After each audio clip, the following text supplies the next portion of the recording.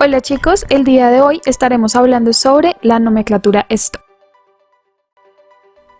Antes de empezar, debemos recordar que la nomenclatura Stock hace uso de los paréntesis. Dentro de estos paréntesis vamos a ubicar el estado de oxidación con el que está trabajando el elemento principal, es decir, el diferente al hidrógeno y al oxígeno. Este número lo debemos indicar en número romano.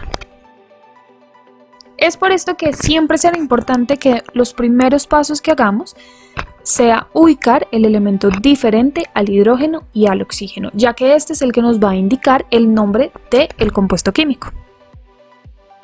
Ahora sí, empecemos. Tenemos a los óxidos, tenemos dos tipos de óxidos, los óxidos básicos y los óxidos ácidos. Vamos a verlos cuáles serán los pasos para poder empezar a ubicar el nombre a partir de la nomenclatura Stock. Los pasos que veremos a continuación nos sirven para las funciones óxido, hidróxido y peróxido. El primer paso será reconocer el tipo de función. El segundo paso será identificar el elemento principal. Este elemento principal será el elemento diferente al hidrógeno y al oxígeno. Tercer paso, tendremos que ubicar los estados de oxidación, siempre en todos los elementos que estén dentro del compuesto. Recuerda que la suma de los estados de oxidación deben dar 0. Por último, vamos a asignar el nombre final. Para eso debemos escribir entre paréntesis el número romano, el estado de oxidación del elemento principal. En ese sentido, el nombre para los óxidos, peróxidos u hidróxidos será de la siguiente forma en la nomenclatura Stock. Iniciaremos con la primera palabra. La primera palabra será correspondiente a la función, ya sea óxido, peróxido o hidróxido. La segunda palabra estará compuesta por dos elementos. La primera parte será nombre del metal o no metal, la raíz, seguido de el estado de oxidación en paréntesis. El estado de oxidación de ese elemento principal que era diferente al hidrógeno y al oxígeno. Ahora veremos un primer ejemplo siguiendo cada uno de los pasos que acabamos de ver. El compuesto que estamos viendo es Cu2O. Quiere decir que está formado por dos átomos de cobre y un átomo de oxígeno. En el primer paso podemos ver que es un óxido básico porque está formado por un metal con oxígeno. En el segundo paso reconocemos que el elemento diferente al oxígeno o al hidrógeno, en este caso al oxígeno, es el cobre. En el tercer paso ubicamos los estados de oxidación. El oxígeno estará trabajando con el estado de oxidación -2. Y el cobre estará trabajando con el estado de oxidación +1. Eso quiere decir que llegamos al paso 4. El paso 4 nos dice que debemos dar el nombre final. Para eso entonces utilizamos la palabra de la función química, que en este caso es óxido, seguido del nombre del elemento, óxido de cobre, y entre paréntesis colocamos el estado de oxidación del cobre, en este caso que es 1. Veremos un segundo ejemplo.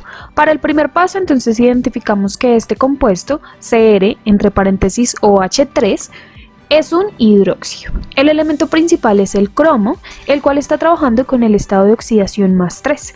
El oxígeno está trabajando con el estado de oxidación -2 y el hidrógeno con el estado de oxidación +1. Al finalizar, el nombre nos quedaría peróxido de cromo. Y ahora pasaremos a los ácidos.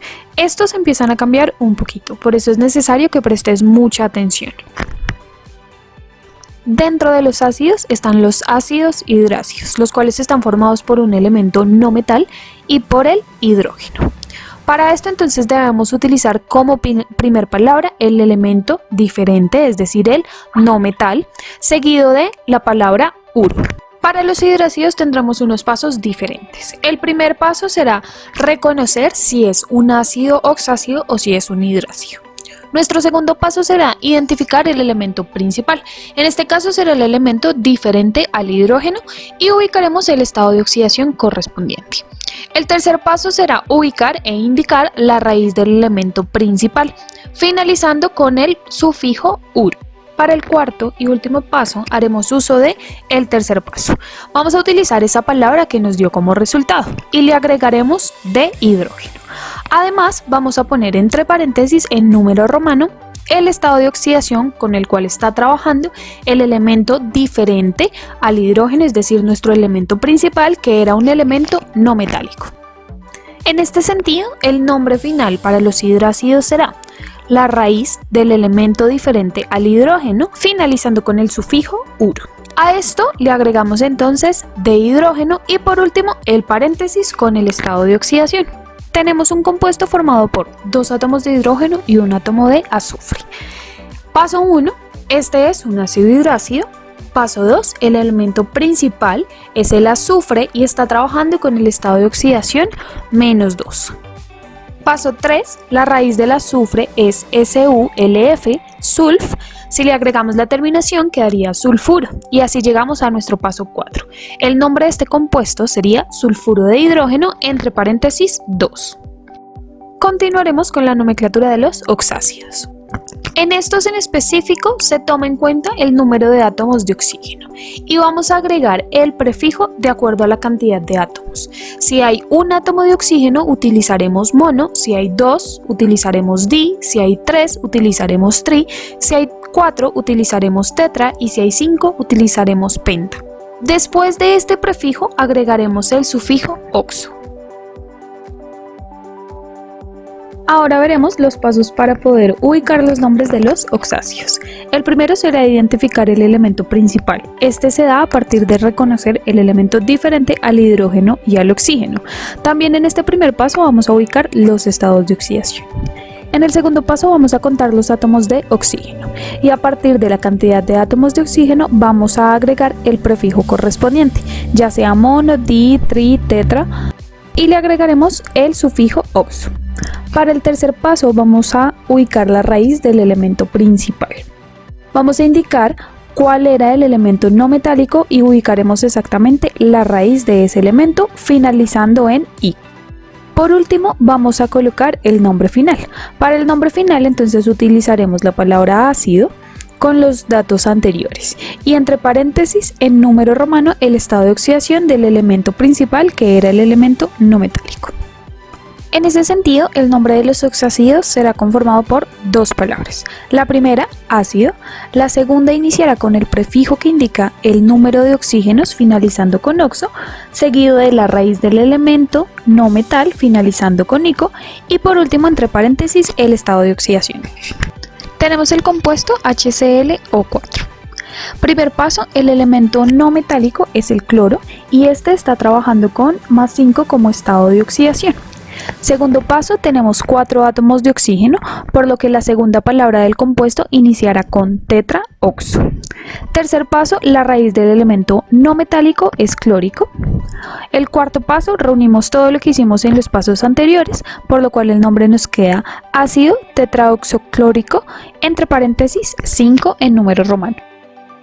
Veremos un último ejemplo. El compuesto está formado por HBrO2. Eso quiere decir que está formado por hidrógeno, bromo y oxígeno. El primer paso es identificar el elemento no metálico, que en este caso es el bromo, trabajando con estado de oxidación +3. El segundo paso es verificar cuántos átomos de oxígeno hay. En este caso hay 2 átomos de oxígeno, por lo cual iniciamos la segunda palabra del compuesto con di, seguido de oxo. El tercer paso es indicar la raíz del elemento no metálico. En este caso es el bromo y la raíz de este elemento es bromo.